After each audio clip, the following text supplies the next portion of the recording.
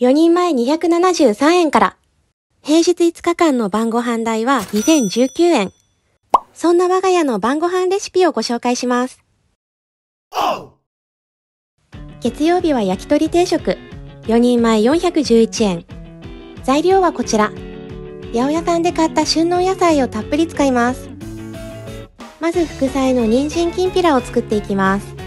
人参を細切りにしてキャンドゥで購入したレンジでマカロニメーカーに入れます。蓋をしてレンジで3分チン。このマカロニメーカーのいいところは水の切り口がついているので簡単に余分な水を捨てられるところ。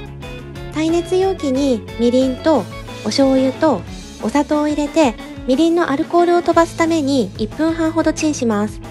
チンし終わったら先ほどの人参にかけて白ごまもかけて混ぜ合わせます。これで人参きんぴらの完成。たくさん作ったので小分け冷凍してお弁当にも使います。マカロニメーカーをもう一度使うので人参きんぴらは盛り付けちゃいます。これで洗い物の削減に。次に食べやすい大きさに切った小松菜をマカロニメーカーに入れてまたレンジで3分チン。余分な水気を切ります。ツナ缶を油ごと入れて醤油で味付けすれば小松菜のツナ和えの出来上がり。次に野菜の和風スープを作ります。人参、玉ねぎ、白菜を食べやすい大きさに切ります。白菜は今日使わない分をポリ袋に入れて冷凍庫に入れておくと便利。お鍋に野菜と出汁を入れてひと煮立ち。白菜は煮込むと縮むので大量に入れちゃいます。お野菜に火が通ったらみりんと醤油と生姜で味付け。和風スープの完成です。大量に作ったので翌日はアレンジして食べます。次にししゃもを焼いていきます。このくっつきにくいホイルが優秀で、この後フライパンを洗わず焼き鳥も焼けちゃう。焼き鳥は面倒なので串には刺しません。長ネギと鶏を一口大に切っていきます。ししゃもがこんがり焼けたらお皿に移してアルミホイルを取って軽く油をひいたら長ネギと鶏を焼いていきます。蓋をして中まで火を通している間に合わせ調味料作り。みりん、醤油、お砂糖と酒を入れて混ぜ合わせます。軽く余分な油を拭き取ったフライパンに先ほどの合わせ調味料を入れて混ぜ合わせたら完成。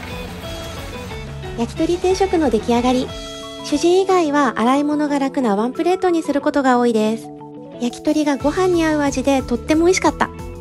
小餅ししゃもは残念ながら子供に不人気なので私と主人で食べました。そしてお弁当用の副菜と翌日の繰り越し分です。火曜日は焼きサバ定食。4人前495円。火曜日は娘の習い事で帰りが遅くなる日。なので10分程度で仕上げます。昨日の和風スープに業務スーパーのつみれを投入。火にかけていきます。今日のメインは業務スーパーのサバ。5切れで356円。またくっつきにくいホイルを引いて両面こんがり焼いていきます。続いて納豆巻き風ご飯を作っていきます。納豆巻きは作るのが面倒なので丼にしてみたところ味は全く一緒。作り方はとっても簡単で、酢飯に納豆と細かくちぎった海苔を乗せるだけ。海苔を多めにするのがポイントです。サバも焼き上がりました。こちらのサバは無塩なので軽くお塩を振るのを忘れずに。昨日作った和風スープはつみれ汁に。昨日作った小松菜のツナ和えも出して焼きサバ定食の完成です。サバは脂が乗っててとっても美味しい。無塩なので塩加減を調整できるのも嬉しいポイントです。残ったサバは子供の大好きなふりかけに。先ほどのフライパンで軽く炒めてみりん、砂糖、醤油で味付け。お水を少し入れて煮詰めてからごまを振ります。サバふりかけの完成。子供の大好きな味でよくお弁当に使っています。水曜日は鶏尽くし定食。4人前425円。まずはグラム49円の鶏胸肉で鶏チャーシューを作っていきます。フォークで裏表をぐさぐさ刺したらこちらのアイラップに入れます。ドンキで98円だったこちらのアイラップは湯煎にかけたりレンチンもできるので一つあると便利。味付けは醤油大さじ2、みりん大さじ2、酒大さじ1、砂糖大さじ1、オイスターソース小さじ1、生姜少々です。もみもみして30分程度冷蔵庫に入れておきます。30分以上漬け込んだら沸騰したお湯に入れて1分程度煮ます。1分ほど茹でたら蓋をして火を消してそのまま30分ほど放置。次にこちらの材料で鶏団子汁とナゲットを作っていきます。鶏団子汁のお野菜は今回はキャベツと玉ねぎと人参にしてみました。ナゲットには人参を入れようと思うので1本分は細かくみじん切りにしておきます。特売だったえのきも入れて煮立たせていきます。ちなみに今回も余ったキャベツはポリ袋に入れて冷凍庫へ、後日お味噌汁作りなどに活用します。続いて鶏団子とナゲットをまとめて作ります。今日は長ネギの白いところしか使わないのですが、青いところは傷みやすいのでみじん切りにして冷凍庫に入れておきます。鶏団子に使う長ネギはみじん切りにしてお皿に避けておいて、ボウルに鶏ひき肉、水切りしたお豆腐、醤油、ごま油、生姜と片栗粉を入れて混ぜ合わせます。鶏団子汁にする分を小さなボウルに移してみじん切りにした長ネギを混ぜ合わせていきます。だしを入れた先ほどのスープに鶏団子を入れて茹でていきます。残りの鶏ひき肉の種にはみじん切りにした人参を入れて子供の好きなナゲットに。多めの油で揚げ焼きにした方がナゲットっぽくなりますが、少量の油で焼いても美味しく出来上がります。そうしてるうちに鶏団子に火が通ったので火を消して味噌を溶き入れて鶏団子汁の出来上がり。ナゲットは両面こんがり焼けたらお皿に取り分けて、ちょっと大変だけど全部焼いていきます。こんなにたくさんできました。一部はポリ袋に入れてお弁当用に冷凍しておきます。最後に副菜のもやしの磯和え作り。またまた登場のレンジでマカロニメーカーにもやしを入れて3分レンジでチン。よく水気を切って醤油とごま油と海苔を入れて混ぜ合わせて出来上がり。これで20円程度。簡単で美味しいので我が家の定番メニューです。